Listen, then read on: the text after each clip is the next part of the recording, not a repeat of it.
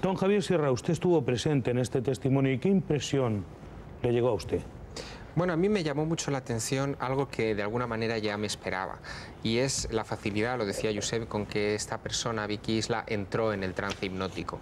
Esto es algo que se repite sistemáticamente en todos los casos de abducción, es decir, las personas que han sufrido esta clase de experiencias, por alguna razón, son más permeables a que podamos explorar en su psique.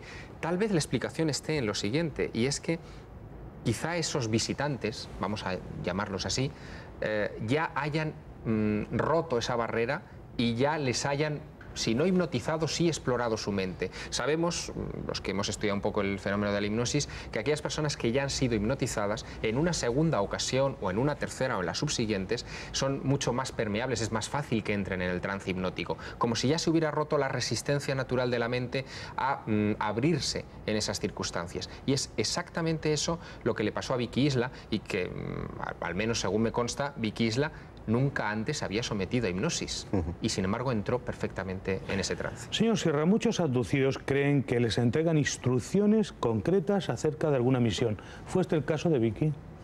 Pues yo no sé si tuvo ese tipo de instrucción. Ella no ha hablado de ese tipo de misión posterior. Sí que me he encontrado con ese asunto en algunos otros casos. Por ejemplo, yo recuerdo un ingeniero colombiano que yo tuve ocasión de entrevistar, Enrique Castillo Rincón, que recibió incluso un objeto físico, una especie de bola. Él hablaba de un aparato en forma de bola, que él escondió durante varios años, esperando entregárselo a un investigador en concreto que había trabajado para la Fuerza Aérea de los Estados Unidos, el doctor Joseph Allen Hynek, pero este doctor murió y él nunca llegó a entregarle esa esfera, y todavía hoy él sigue teniendo esa esfera oculta en algún lugar.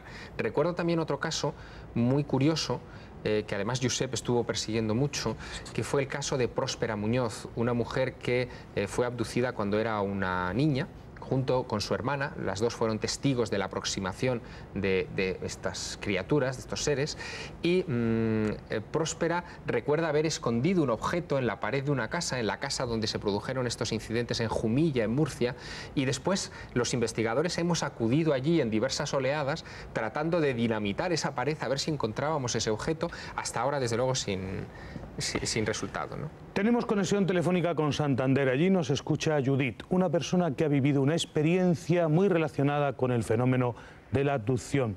Hola, bienvenida. Hola, buenas tardes. Usted iba conduciendo su vehículo por una carretera y de pronto, ¿qué le ocurrió? Bueno, fue curioso porque cogiendo una salida de la autopista, veo al fondo una especie de neblina en una zona de curva. Entonces, bueno, intento detener el vehículo antes de meterme en esa zona de niebla, pero no puedo y, bueno, entro directamente en la niebla. Y, bueno, lo curioso está en que, bueno, cuando yo me doy cuenta estoy a cerca de 35 kilómetros del lugar de origen. Han pasado los años, pero usted conserva una marca en su cuerpo de ese día. ¿Nos puede contar de qué se trata? Sí, bueno, no sé si es de ese día o de alguno de los otros en el que ocurrieron cosas, pero bueno, hay un triángulo de color rojo invertido en la zona de la nuca y tengo también una pequeña cicatriz en uno de los pies. ¿Y qué piensa usted ahora de todo lo que le ha ocurrido? Bueno, vamos a ver, evidentemente cuando uno está viviendo ese fenómeno, que para mí por lo menos fue realmente terrorífico, no puedes pensar con objetividad, solamente ves lo que ves y vives lo que vives. Con el paso del tiempo yo me he vuelto escéptica en un sentido, es decir, las experiencias siguen estando ahí y siguen siendo mías, evidentemente, pero lo veo desde otra perspectiva distinta. Yo realmente no puedo afirmar qué fue lo que me ocurrió o qué tipo de entidades fueron las que hicieron este tipo de cosas, ¿no? Pero usted, es lo único que tengo claro. ¿Le han vuelto a suceder casos, llamémosle, extraños? Sí, vamos a ver, esto, digamos, yo creo que marcó un poco el comienzo de lo que después siguió ocurriendo, que bueno, ya entraríamos en el tema de los visitantes de dormitorio. A partir de ahí empezaron a ocurrirme cosas, pero ya en mi propia casa. ¿Qué ocurrió con la mesilla de noche de su habitación? Bueno, la verdad que ahora uno se puede reír. En aquel momento, pues bueno, el espanto me recorría, ¿no? Pero bueno, yo recuerdo una noche que me desperté y vi como la mesa de noche pasaba flotando por encima de la cama. Entonces, incluso pensé que estaba soñando. Lo curioso fue que al día siguiente mi marido, cuando se despertó, se quedó mirando para la mesa y entonces yo le pregunté, digo, ¿qué haces mirando para la mesa de noche? Dice, no, es que anoche me pareció ver la mesa de noche pasando por encima de la cama. Judith, impresionante. Muchas gracias por su testimonio. Resulta un importante aporte de datos. Gracias. Muchísimas gracias a ustedes. Se barajan tres posibilidades. Los visitantes proceden de planetas lejanos, de otra dimensión o de lo más profundo de la mente. Pero lo que no debemos hacer es ignorar la evidencia que nos dice que algo está sucediendo. ¿Qué es? No lo sabemos, pero está sucediendo y debemos analizarlo. Don Javier Sierra, dígame, ¿ofrece la ciencia alguna respuesta a estos enigmas? Ha intentado, desde luego, ofrecer diversas interpretaciones a este tipo de incidentes. La más socorrida es la de que se trata todo de alucinaciones y no tienen en cuenta estos parámetros físicos, entendiendo que son cosas marginales al caso en sí. Otra hipótesis que se planteó durante algunos años, bien retorcida, aunque también interesante, fue la hipótesis de los recuerdos perinatales. Le voy a explicar eso en qué consiste, porque es muy curioso.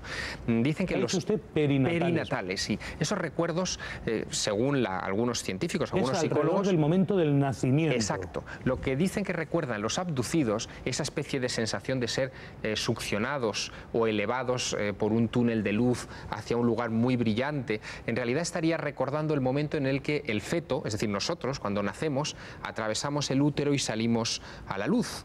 Pero claro, eso no casa muy bien con toda la parafernalia de alrededor de los, digamos, visitantes que controlan médicamente tus constantes vitales, salvo que esos visitantes sean los médicos que están en el paritorio cuando uno nace. El problema es que muchos de estos casos de abducción se produjeron antes de que uno pariera en un hospital. Es decir, antes se paría en casa, se daba a luz en casa, no había médicos pinchándote ni metiéndote jeringuillas en el cuerpo ni nada por el estilo. Luego, la hipótesis del recuerdo perinatal para esos casos de los años 50, de los años 60, no casa. Y nos queda la última interpretación que algunos científicos comienzan a admitir, aunque parezca increíble, que es la de que nos estemos enfrentando a alguna clase de aproximación o de contacto por parte de inteligencias no humanas. Entre ellos está John Mack. John Mack es fundador de una de las cátedras de psiquiatría en la Universidad de Harvard, nada menos, que ha publicado 2 libros dedicados al asunto de las abducciones y que tiene la sensación de que hay la aproximación de una inteligencia no humana que se ha acercado a nosotros durante los últimos siglos para ayudarnos a un salto evolutivo. Esa es su interpretación de un médico prestigioso norteamericano. Para gustos hay colores. ¿Y usted qué cree? Yo creo que en algunos casos sí que nos estamos enfrentando a contactos con inteligencias no humanas. José Guijarro, brevemente, ¿cuál es su conclusión sobre el fenómeno de las abducciones? Pues muy aproximada a lo que acaba de decir Javier Sierra. De hecho, el trabajo fue prácticamente de acuerdo, ¿no es eso? José Guijarro, periodista experto en grandes misterios. Javier Sierra, director de la revista Más Allá. Gracias por sus conocimientos y opiniones. Gracias a los dos. En nuestro punto final debemos concluir que pese a la actitud de suficiencia que desprecia testimonios y sucedidos extraordinarios, el fenómeno sigue sorprendiendo a miles de personas en todo el mundo. No se crean todo lo que les cuentan. Les espero cada día en Código Rojo. Don José Guijarro, ha sido un placer tenerle aquí.